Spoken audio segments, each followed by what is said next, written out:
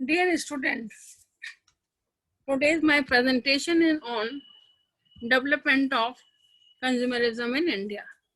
भारत में उपभोक्तावाद का विकास।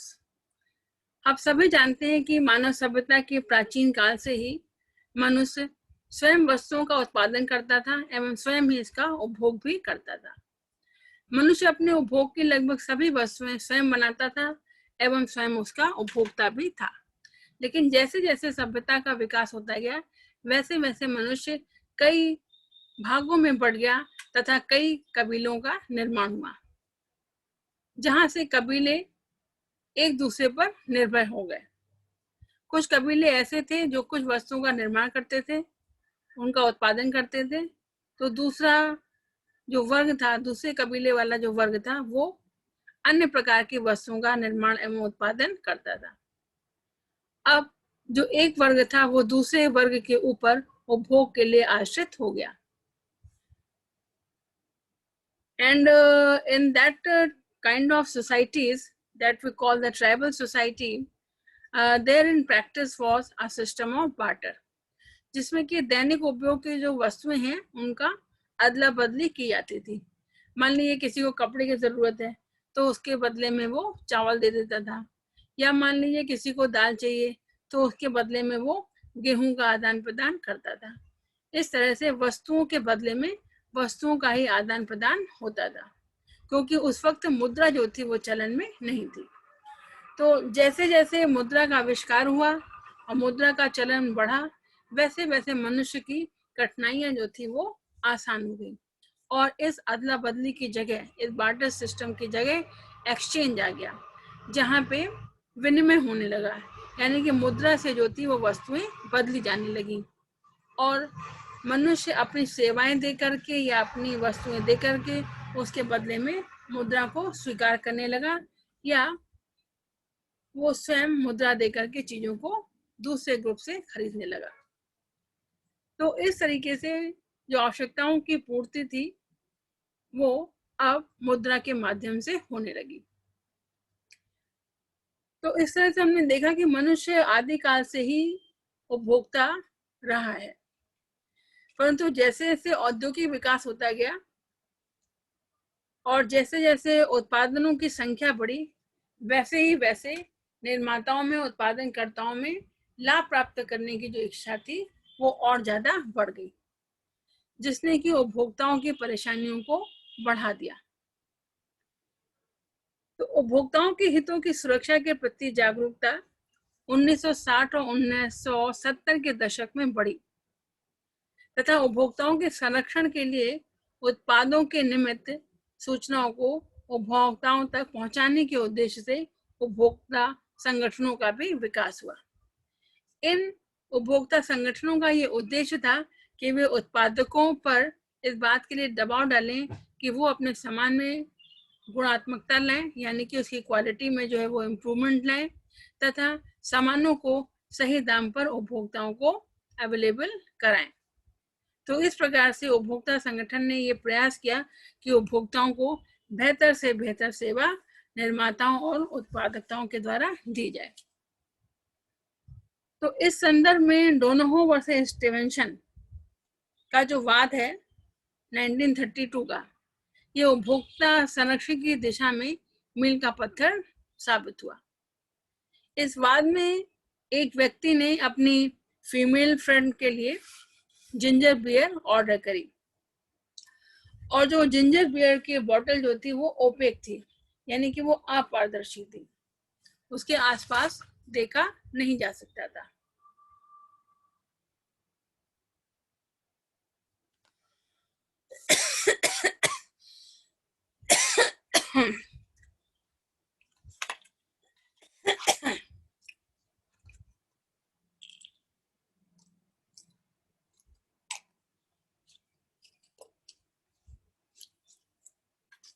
मेरा कमेंट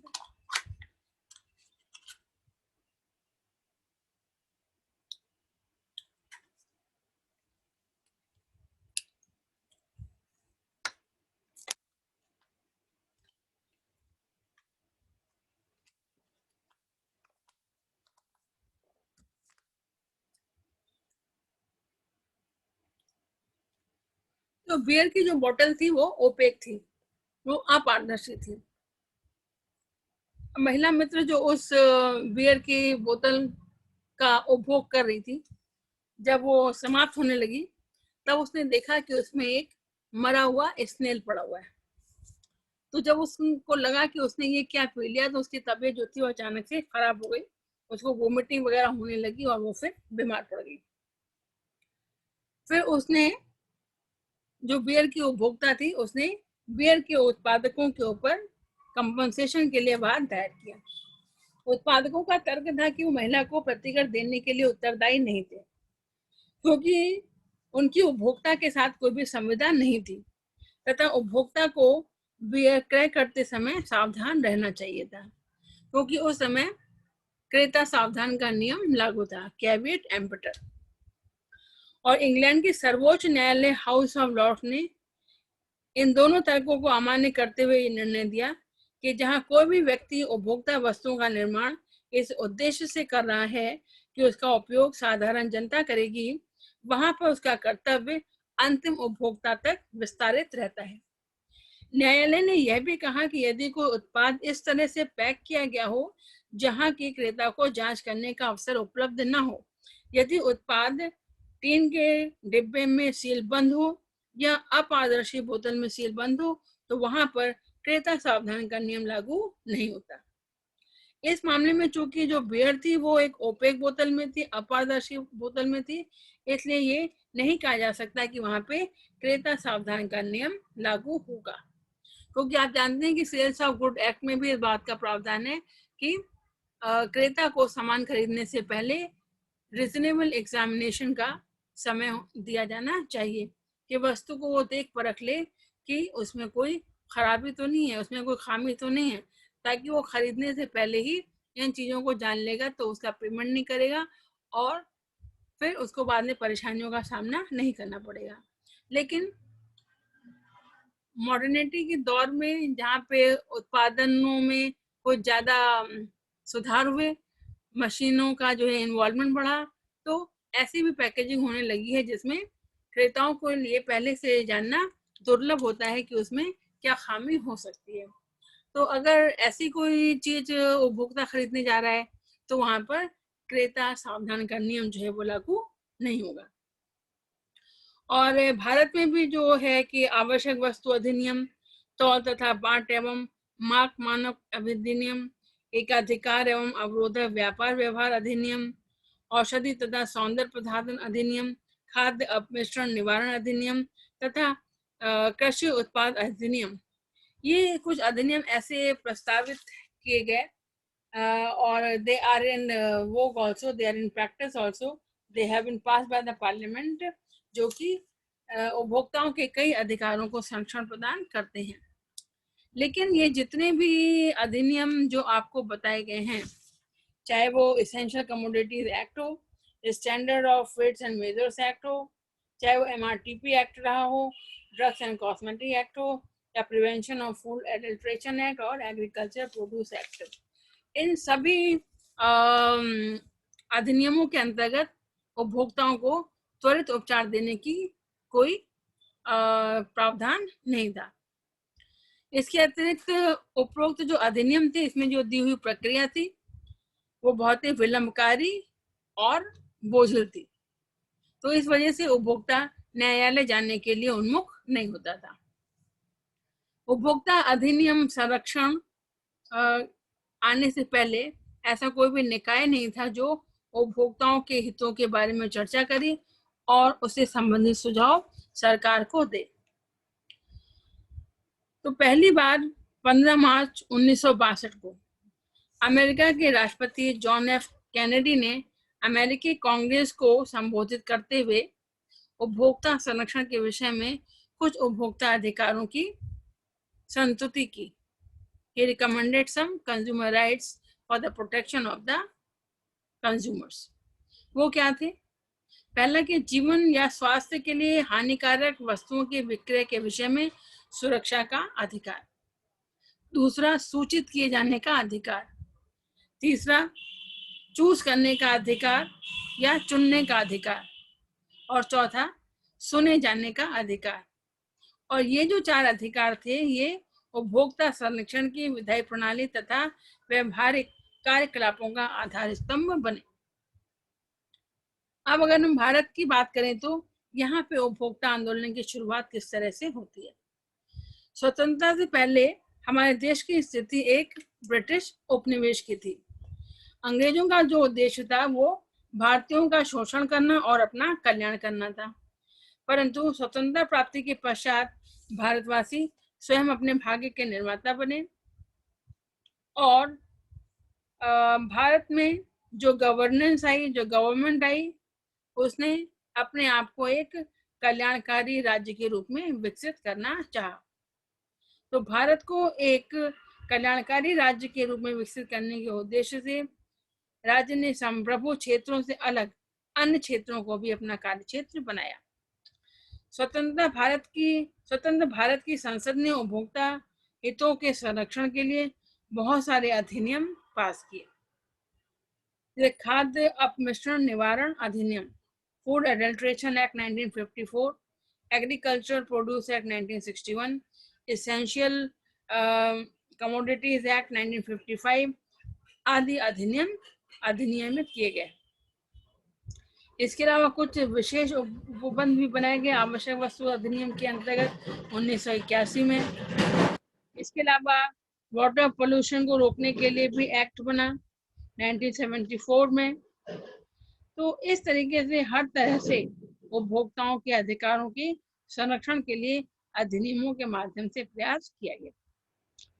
महात्मा गांधी जी ने उद्योगों तथा लोक सेवा प्रदान करने वाली संस्थाओं के संबंध में एक स्मरण वाक्य देते हुए कहा कि हमें स्मरण रखना चाहिए कि उपभोक्ता हमारे देवता हैं, हमारे अन्नदाता हैं। हम उनके सहयोग से ही अपनी वृत्ति अर्जित करते हैं, यानी कि उनके जरिए से ही, उनके सहयोग से ही हम अपना जीविकोपार्जन करते हैं। अतः हमें उपभोक्ताओं को अपना स्वामी समझकर उनकी सेवा इस प्रकार करनी चाहिए कि उन्हें पूर्ण संतुष्टि हो। लेकिन ये खेद का विषय है और ऐसा देखा गया है कि आज उपभोक्ता जो है वो बेचारगी की स्थिति में है। व्यवहार में उपभोक्ता ही सबसे ज्यादा अधिक शोषण का शिकार होता है। अब उपभोक्ता हितों का संरक्षण समय की मांग हो गई है और विधायिका को ध्यान देकर अधिनियम बनाकर उपभोक्ता के हितों के संरक्षण के लिए प्रयास करने चाहिए। और इसके साथ ही साथ अगर हम देखें कि जैसे जैसे भारत में उत्पादकता बढ़ी, चीजों का निर्माण बढ़ा, वैसे वैसे जो व्यापारियों का समाज के प्रति जो नैतिकता है वो धीरे धीरे कम होने लगी। इसमें उपभोक्ता के प्रति दायित्वों का लोप होने लगा। व्यापारियों ने कम समय में ही कम लागत से ज्यादा धन अर्जित करके अपना जो प्रॉफिट था उसको बढ़ा लेने की प्रवृत्ति जागृत होगी। इसके अंतर्गत वे चीजों में मिलावट भी करने लगे, निम्न स्तरीय मशीनों का निर्माण करने लगे और ज्यादातर ये कोशिश करते थे कि जो ऐसे सामान बन रहे हैं जो कि निम्न कोटि के हैं, निम्न स्तर के हैं और घटिया किस्म के हैं, उनकी सप्लाई वो ज्यादा से ज्यादा ग्रामीण क्षेत्रों में करें, ताकि वहाँ के जो भोले भाले अनबे के ग्रामीण उपभोक्ता हैं वो व्यापारियों और निर्माताओं के इस प्रवृत्ति के चूंकि जानकार नहीं है, तो वहाँ पे ये सामान उनका आसानी से बिक सकता है। तथा इसमें ये भी देखने वाले की बात है कि जो ग्रामीण वासी हैं या जो कम पढ़ा लिखा समाज का वर्ग है, उसको इस बात की भी जानकारी नहीं होती है कि अगर उसको सामान घटिया किस्म का मिला है या उचित मूल्य पे नहीं मिला है तो उसके लिए उसके पास क्या रेमेडीज हैं, क्या उपचार उपलब्ध हैं, तो उसे पता भी नहीं होता है कि वो उनकी शिकायत कहाँ पे करे। तो हालांकि व्यापारियों और निर्माताओं के प्रवृत्ति पे लगाने के लिए कुछ विधायी उपबंध हैं, लेकिन इनकी जानकारी ग्रामीण वासियों को नहीं। इसके अलावा जो बड़े बड़े व्यापारी हैं, मैन्युफैक्चरर्स हैं, प्रोड्यूसर्स हैं, चूंकि वो they have got the money power, तो वो इन चीजों से बचने के उपाय भी ढूंढ लेते हैं। यू ऑल नो कि what is the standard of corruption in our country. तो वो देर लेकर के मामले को सुलझा लेते हैं और उपभोक्ताओं को न्याय से वंचित रखते हैं। इस प्रकार से समाज के प्रति जो नैतिकता एवं उत्तरदायित्व की जो भावना है वो विकसित नहीं हो पाती है।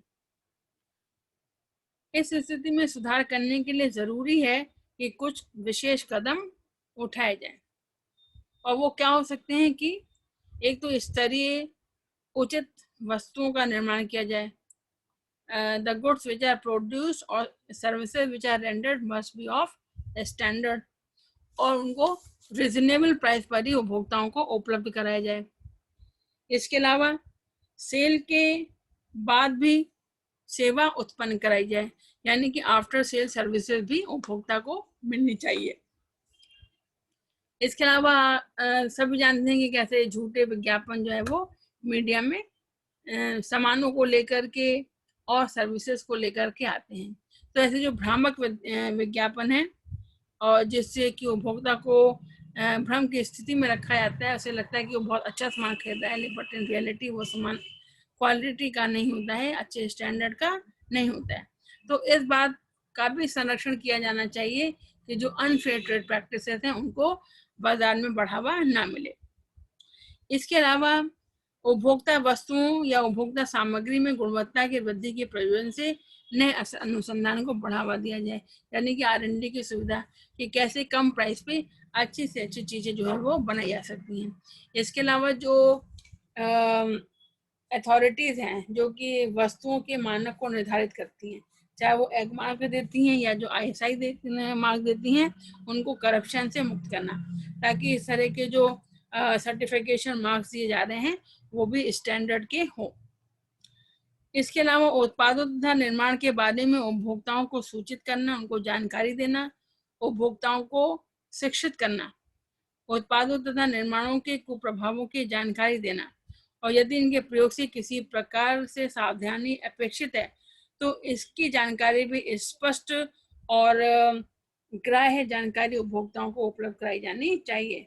यानी कि प्रॉपर नोटिस भी उपभोक्ताओं को होनी चाहिए कि अगर कोई सामान ऐसा है जो मान ली कोई जोखिम वाला सामान खरीद रहा है, कोई मशीन ऐसी खरीद रहा है जिसके इस्तेमाल में चोट लग सकती है या और किसी तरह की परेशानी आ सकती हैं, तो उसके रिजनेबल नोटिस भी कंज्यूमर को होनी चाहिए कि उस सामान के उपभोग में वो क्या सावधानियां रखें। जैसे कि अक्सर आपने देखा है कि जब आप बिजली के सामान खरीद करके लाते हैं तो उसके ऊपर लिखा होता है कि वो कितने वॉट का है ना, आप उसका उपयोग किस तरह से करें ताकि आपको करंट ना लगे। तो इस तरह की जो सूचना है वो उपभोक्ताओं तक जानी चाहिए। फिर उपभोक्ताओं की आवश्यकताओं को समझना तथा उपभोक्ता मांगों की पूर्ति के लिए आवश्यक उपाय करना, ये जो सारी जिम्मेदारी है ये उत्पादकों और जो निर्माता हैं उनकी तय होनी चाहिए विधायन के माध्यम से। अब अगर हम देखें कि भारत में उपभोक्तावाद की क्या स्थिति रही है, तो उपभोक्तावाद एक तरीके से उपभोक्ता का आंदोलन है। एक विद्वान फिलिप कोटलर के अनुसार उपभोक्तावाद एक सामाजिक आंदोलन है जिसका उद्देश्य विक्रेताओं के संबंध में क्रेताओं के अधिकारों तथा शक्तियों को बढ़ाना है। हार्पर स्क्वाड तथा डेविड एलन जूनियर जैसे विद्वान उपभोक्तावाद को लोक तथा निजी संगठनों के इन गतिविधियों के रूप में परिभाषित करते हैं जिसकी योजना व्यक्तियों की उन व्यवहारों से सुरक्षा प्रदान करने के लिए होती है जो उपभोक्ता के अधिकारों का हनन करते हैं। इस प्रकार उपभोक्तावाद उपभोक्ता के द्वारा या इनके संगठनों के द्वारा चलाया जाने वाला आंदोलन है जिसका उद्देश्य उपभोक्ता हितों की सुरक्षा करना तथा उपभोक्ता हितों के कल्याण के लिए उपाय करना होता है। आज उत्पादकों तथा निर्माताओं को यह अधिकार होता है कि वह उपभोक्ताओं की आवश्यकताओं को ध्यान में रखते हुए वस्तुओं या पदार्थों का निर्माण करें, उनका उत्पादन करें, परंतु इनका उपयोग करना उपभोक्ताओं के विवेक या मर्जी के ऊपर निर्भर करता है। इस प्रकार यद्यपि उपभोक्ताओं का स्थान ऊपर है, परंतु व्यापारियों के भुलावे से, उनके गलत विज्ञापन से और अपनी आवश्यकताओं के कारण भी बहुत सारे उपभोक्ता शोषण का शिकार होते हैं। अब उपभोक्तावाद की उपयोगिता क्या है? What is the usefulness of consumerism? एक सशक्त उपभोक्ता आंदोलन उपभोक्ता हितों के संरक्षण तथा संवर्धन में अत्यंत उपयोगी होता है तथा व्यापारी वर्ग तथा निर्माता वर्ग पर दबाव उत्पन्न करके उन्हें उपभोक्ताओं के हितों के प्रतिकूल कार्य करने से रोकता है। जैसे यदि उपभोक्ता आंदोलन सशक्त होगा तो उनके दबाव के कारण व्यापारी तथा निर्माता अनुचित व्यापार व्यवहार करने से बचेंगे। उपभोक्तावाद निर्माताओं तथा उत्पादकों को उपभोक्ताओं की आवश्यकताओं तथा अपेक्षाओं की जानकारी प्रदान कर सकता है जिससे उत्पादक या निर्माता उपभोक्ताओं को आवश्यकताओं के अनुरूप वस्तुओं तथा पदार्थों का उत्पादन करेंगे। उपभोक्तावाद यदि सशक्त हुआ तो विक्रेता कृत्रिम अभाव उत्पन्न करने का साहस नहीं कर पाएंगे, चोर बाजारी नहीं होगी तथा अनावश्यक अभाव का माहौल उत्पन्न नहीं होगा। उपभोक्तावाद यदि सशक्त होगा तो सरकार भी उपभोक्ताओं के हितों के प्रति जागरूक होंगी। सशक्त उपभोक्तावाद सरकार को उपभोक्ताओं हितों के कल्याण के विधायी तथा अन्य उपाय करने के लिए प्रेरित करता है। Now, what are the rights of the consumers? तो अमेरिका को उपभोक्तावाद का जनक कहा जाता है। विकसित देशों में उपभोक्ता निश्चित रूप से विकासशील देशों के उपभोक्ताओं से अधिक जागरूक हैं। जैसा कि मैंने आपको पहले भी सूचित किया कि 1962 में अमेरिकी राष्ट्रपति जॉन एफ कैनेडी ने तथा 1965 में अमेरिकी राष्ट्रपति विल्सन जॉनसन ने अपने प्रयासों से उपभोक्ताओं के लिए कई सारे अधिकार सुरक्षित किए। उपभोक्ता को अधिकार दिया कि वह ऐसे उत्पादों का निर्माण करे जिन्हें वह क्रय कर सकते हैं या निःशुल्क प्राप्त कर सकते हैं, लेकिन अगर उनके प्रयोग से उन्हें किसी प्रकार का नुकसान पहुंचता है तो वो इसके विरुद्ध केस दायर कर सकते हैं अपने स्वास्थ्य एवं सुरक्षा की दृष्टि से। उपभोक्ता को अनुचित व्यापार व्यवहार के विरुद्ध संरक्षण प्राप्त करने का भी अधिकार होगा। उपभोक्ता को यह भी अधिकार होगा कि वो उत्पाद की गुणवत्ता, उसके प्रभाव का वो जानकारी ले सके, उसमें क्या क्या चीजें पड़ी हुई हैं, उसकी क्या क्या आवश्यक तत्व हैं, वो जो सामान खरीद रहा है वो फ्रेश है या फ्रेश नहीं है, या उसके क्या कुप्रभाव हो सकते हैं। तो इससे सारी संबंधित जो जानकारी है वो उपभोक्ताओं को मिलनी चाहिए। तभी आप देखते हैं कि जो हम लोग सामान खरीदते हैं वहाँ पे पैकेट के ऊपर सब लिखा रहता है, डेट ऑफ मैन्युफैक्चरिंग लिखी होती है, डेट ऑफ एक्सपायरी लिखी होती है, एड्रेस ऑफ मैन्युफैक्चरर या प्रोड्यूसर लिखा होता है, और ये भी उसके ऊपर लिखा होता है कि अगर उसमें कोई खराबी है तो आप कहाँ पे कंप्लेंट कर सकते हैं। तो चाहे टोल फ्री नंबर हो सकता है या कोई एड्रेस आपको उस पर दिया जाता है। तो जो सूचना प्राप्त करने का अधिकार है और जोखिम से बचने का अधिकार, जो सुरक्षा का अधिकार है, वो उपभोक्ताओं के महत्वपूर्ण अधिकारों के अंतर्गत उसको शामिल किया गया है। और यदि कोई सामान खरीदा है उपभोक्ता ने या कोई सेवा उसने प्राप्त की है और वो सेवा अगर सही नहीं मिली उसको, या जो सामान उसने खरीदा है वो संतुष्टिदायक नहीं है, तो उसको सुने जाने का भी अधिकार है, राइट टू बी हर्ड। तो right to be heard secure कैसे होगा? तो जब तक एक न्याय प्रक्रिया नहीं बनेगी, यानी कि unless and until some redressal mechanism is also given where the consumer can approach for the redressal of his grievances, there is no meaning of giving such rights. तो अधिकारों को देने का कोई मतलब नहीं है अगर उन अधिकारों के उपचार से संबंधित हमारे पास मंच उपलब्ध नहीं है। तो उपभोक्ता संरक्षण अधिनियम के अंतर्गत या उपभोक्ता से संबंधित जो विधि बनाई जा रही है उसमें इस बात का भी ख्याल रखना पड़ेगा कि अधिकार देने के साथ ही साथ उन मंच के बारे में भी, उन फोरम्स के बारे में बताया जाए जहाँ पर कि कंज्यूमर व्यथित होने की स्थिति में अपनी शिकायत लेकर के जा सकता हो। इसके अलावा मार्केट में कंपटीशन होना बहुत जरूरी है, क्योंकि अगर मार्केट में कंपटीशन नहीं होगा, मोनोपोली होगी, तो कुछ ही लोग बाजार के ऊपर कब्जा होगा। And you all know what are the effect of monopoly.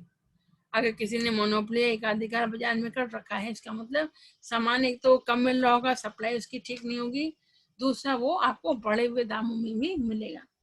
तो जो उपभोक्ता को चुने जाने का अधिकार है, इसको सुरक्षित करने के लिए जरूरी है कि मार्केट में एक तो वैरायटी उपलब्ध हो, एक ही सामान की कई सारे जो है वो वैरायटी हो, कई प्रकार का वो सामान जो है बाजार में मिलता हो। इसके अलावा जो सामान मिल रहा है वो उचित मूल्य पे मिल रहा है और बाजार में प्रॉपर कंपटीशन होना चाहिए, यानी कि किसी एक व्यक्ति का एकाधिकार मार्केट के ऊपर नहीं होना चाहिए।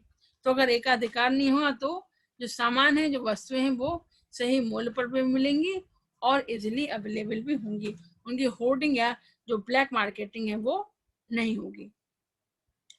और इसके अलावा उपभोक्ता को एक ऐसा एनवायरनमेंट दिया जाए जो उसके स्वास्थ्य और सुरक्षा की प्रतिभूति देता हो। साथ ही साथ कंज्यूमर एजुकेशन भी एक बहुत बड़ा अधिकार है कि कंज्यूमर को उनके राइट्स के बारे में अवेयर किया जाए। तो इसका प्रबंध भी जो अधिनियम है उसके अंतर्गत होना चाहिए कि किस तरह से और किसकी जिम्मेदारी होगी कि वो उपभोक्ताओं को उनकी अधिकारों के प्रति जागृत करेगा।